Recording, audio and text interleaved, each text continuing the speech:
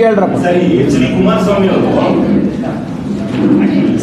ಕುಮಾರಸ್ವಾಮಿ ಅವರು ಶೀಘ್ರದಲ್ಲೇ ನಾನು ರಾಜಕಾರಣಕ್ಕೆ ಬರ್ತೀನಿ ಅಂತ ಹೇಳ್ತಾ ಇದ್ದಾರೆ ಸರ್. ಅದಲ್ಲದೆ ಅವ್ರು ಬಂದ ನಂತರ ಏನೋ ಕ್ರಾಂತಿ ಆಗ್ಬೋದು ಸರ್ ನಿಮ್ಮ ಒಂದು ಅಭಿಪ್ರಾಯದಲ್ಲಿ? ಈಗ ಕುಮಾರಸ್ವಾಮಿಯವರು ಅನುಭವಿ ರಾಜಕಾರಣಿ.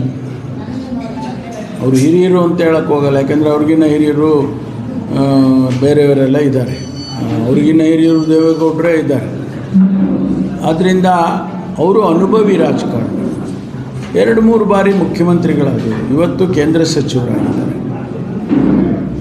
ಅವರು ರಾಜ್ಯ ಬಿಟ್ಟು ಕೇಂದ್ರಕ್ಕೆ ಹೋಗುವಾಗಲೂ ಕೂಡ ಯಾರಾದರೂ ಪರ್ಮಿಷನ್ ತೊಗೊಳ್ಬೇಕಾಯ್ತಾ? ಬರೋಕ್ಕೂ ಯಾರು ಪರ್ಮಿಷನ್ನು ತೊಗೋಬೇಕಾಗಿಲ್ಲ. ಹೋಗೋಕ್ಕೂ ಯಾರು ಪರ್ಮಿಷನ್ ಅವ್ರು ತೊಗೋಬೇಕಾಗಿಲ್ಲ, ಬರೋಕ್ಕೂ ತೊಗೋಬೇಕಾಗಿಲ್ಲ.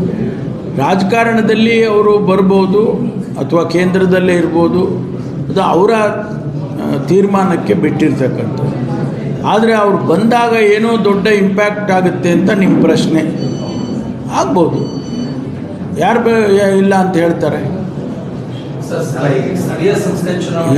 ಒಟ್ಟಾರೆ ಈಗ ಅವ್ರು ರಾಜಕಾರಣಕ್ಕೆ ಕರ್ನಾಟಕಕ್ಕೆ ಬಂದು ಕರ್ನಾಟಕದ ಅಭಿವೃದ್ಧಿಗೆ ಕಾಂಟ್ರಿಬ್ಯೂಟ್ ಆದರೆ ಒಳ್ಳೆಯದಲ್ಲ ಸರ್. ಈಗ ಡಿ.ಕೆ.ಶಿ ಅವರು ಪದೇ ಪದೇ ದಾವೋಸಲ್ಲಿ ಸಹ ಹೇಳಿದ್ದಾರೆ ಪ್ರಯತ್ನ ವಿಫಲ ಪರಿಸ್ಥಿತಿ. ಯಾಕೆ ಸರ್ ಪದೇ ಪದೇ ಹೇಳ್ತಾರೆ?